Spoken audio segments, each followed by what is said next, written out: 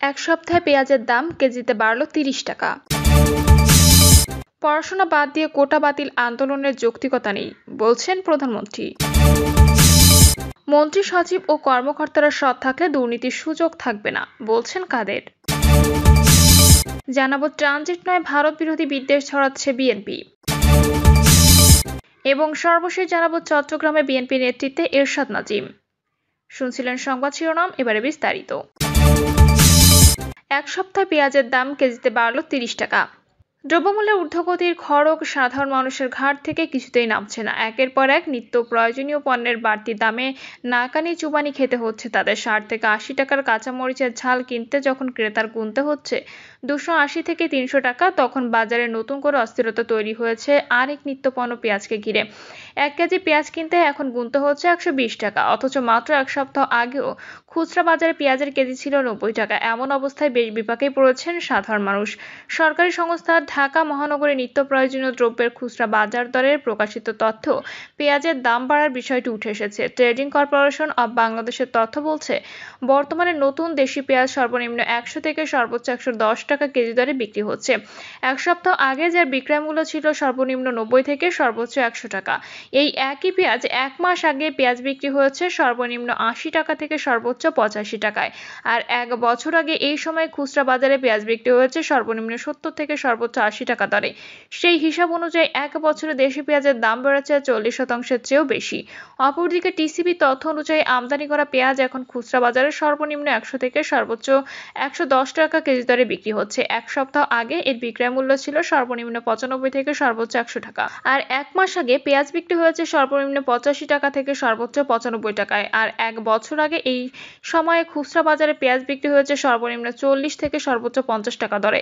পেঁয়াজের বাড়তি দামের বিষয়ে খুচরা ব্যবসায়ীরা বলেছেন, পেঁয়াজের দাম বৃদ্ধির পেছনে অনেকগুলো কারণ আছে, যার মধ্যে সবচেয়ে বড় কারণ প্রাকৃতিক দুর্যোগ। সাম্প্রতিক সময়ে খরা, অতিবৃষ্টি, বন্যা, ঘূর্ণিঝড় রেমাল সহ প্রাকৃতিক দুর্যোগের কারণে পেঁয়াজের উৎপাদন ব্যাহত হয়েছে, যার ফলে বাজারে নতুন পেঁয়াজের সরবরাহ কমে যাওয়ায় দাম বাড়ার কারণ হতে পারে। নিউ মার্কেটে কাঁচা বাজারে পেঁয়াজ ব্যবসায়ী মুজিবুর রহমান পেঁয়াজের দাম বৃদ্ধির কারণ হিসেবে পরিবহন সমস্যা, সরবরাহ চেইনের অব্যবস্থাপনা এবং পণ্য মজুদের অভাবকে দায়ী করেন। তিনি বলেন, এখন চাহিদার তুলনায় বাজারে পেঁয়াজের সরবরাহ নেই, সে কারণেই দাম বেড়েছে। এবার আরও দাম বাড়বে। বন্যা ও পানির কারণে সার্বিকভাবে পেঁয়াজের উৎপাদন কমেছে। এখন উত্তরাঞ্চলে বন্যা বিরাজ করছে, যার কারণে পণ্য সরবরাহ কম আর আড়তেই দাম বেশি। আমাদের তো কিছুই করার নেই, তবে সহসাই দাম কমবে না। পড়াশোনা বাদ দিয়ে কোটা বাতিল আন্দোলনের যৌক্তিকতা নেই, বলছেন প্রধানমন্ত্রী। প্রধানমন্ত্রী শেখ হাসিনা বলেছেন, কোটা বাতিলের আন্দোলন হচ্ছে, কোটা বন্ধ করা হয়েছিল কিন্তু হাইকোর্টের রায় বহাল রয়েছে।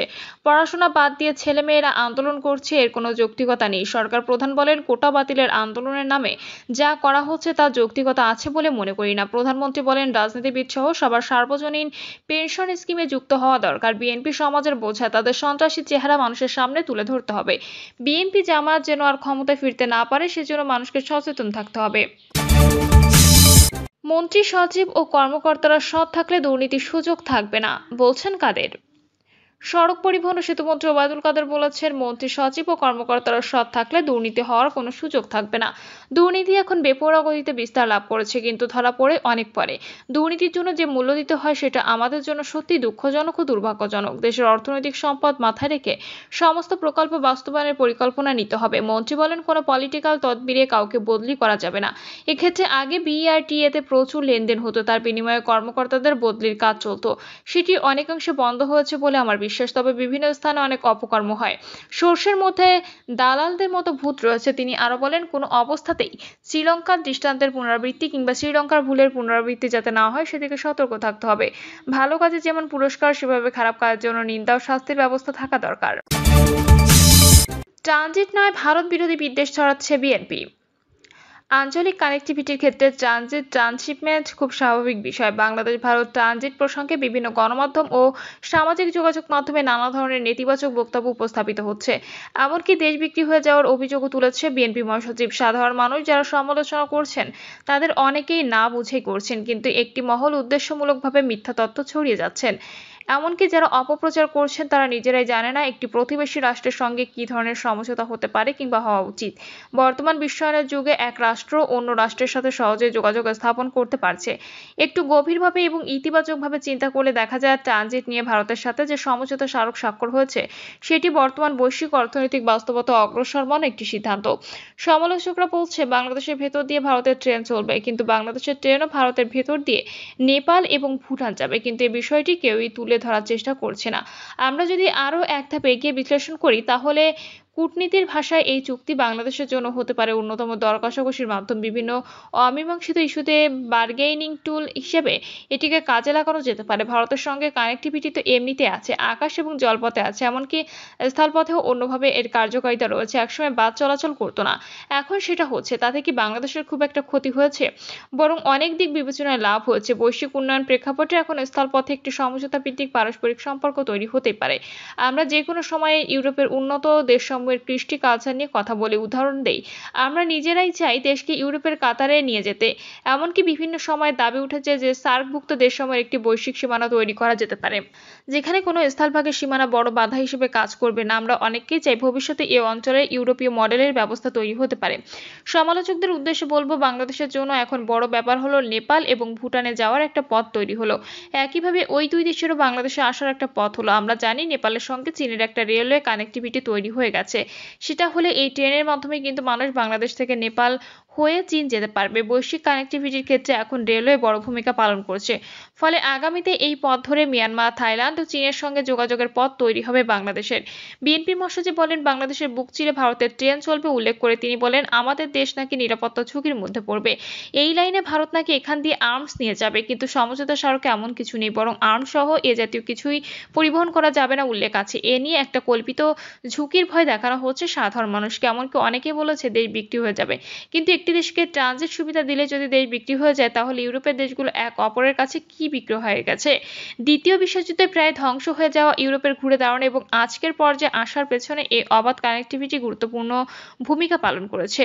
শুধু তাই নয়, এর ফলে ইউরোপীয় দেশগুলোর নিরাপত্তা আরও জোরালো হয়েছে। বাংলাদেশের কূটনৈতিক পলিসি হচ্ছে সবার সঙ্গে বন্ধুত্ব, কারোর সাথে বৈরিতা নয়। ডিজিটাল অংশীদারিত্ব এবং টেকসই ভবিষ্যতের জন্য সবুজ অংশীদারিত্ব বিষয় দুটি সমন্বিত রূপকল্পের সামনে রেখে কাজ করতে বাংলাদেশ ভারত সম্মত হয়েছে।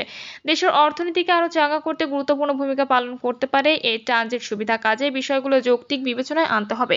বিএনপি যে বক্তব্য বিবৃতি দিয়ে সাধারণ মানুষকে বিভ্রান্ত করার চেষ্টা করছে সেটিও তাদের এক ধরনের ভুল রাজনীতি। রাজনৈতিক উদ্দেশ্যে বক্তব্য বিবৃতি না দিয়ে দেশের উন্নয়ন তথা বৈশ্বিক উন্নয়নে নিজেদের সামিল করতে আর কি করণীয় সে বিষয়ে কথা বলা দরকার। তবে বিএনপি সোচ্চার হওয়া দেখে যেটা মনে হচ্ছে তারা ট্রানজিট নয় ভারত বিরোধী বিদ্বেষ ছড়াচ্ছে। চট্টগ্রামে বিএনপি নেতৃত্বে এরশাদ নাজিম। চট্টগ্রাম মহানগর শাখায় নতুন আহ্বায়ক কমিটি ঘোষণা করেছে কেন্দ্রীয় বিএনপি। 2 সদস্যের কমিটিতে এরশাদ উল্লাহকে আহ্বায়ক ও সাবেক ছাত্রদল নেতা নাজিমুর রহমান সদস্য সচিব করা হয়েছে। এতে বলা হয় বিএনপি নেতা এরশাদ উল্লাহকে আহ্বায়ক ও সাবেক ছাত্রদল নেতা নাজিমুর রহমানকে সদস্য সচিব করে চট্টগ্রাম মহানগর বিএনপির 2 সদস্যের আংশিক আহ্বায়ক কমিটি গঠিত হয়েছে। গত 13 জুন চট্টগ্রাম মহানগর বিএনপির আহ্বায়ক কমিটি বিলুপ্ত করা হয়েছিল। সর্বশেষ 2020 সালে 23 ডিসেম্বর ডক্টর সাদাত হোসেনকে আহ্বায়ক ও আবুল হাশেম বক্করকে সদস্য সচিব করে 39 সদস্যের চট্টগ্রাম মহানগর কমিটি গঠন করা হয়। প্রিয় দর্শক, এই ছিল এখনকার সর্বশেষ সংবাদ। আপডেট সব সংবাদ পেতে চ্যানেলটি সাবস্ক্রাইব করে বেল আইকনটি ক্লিক করে রাখুন।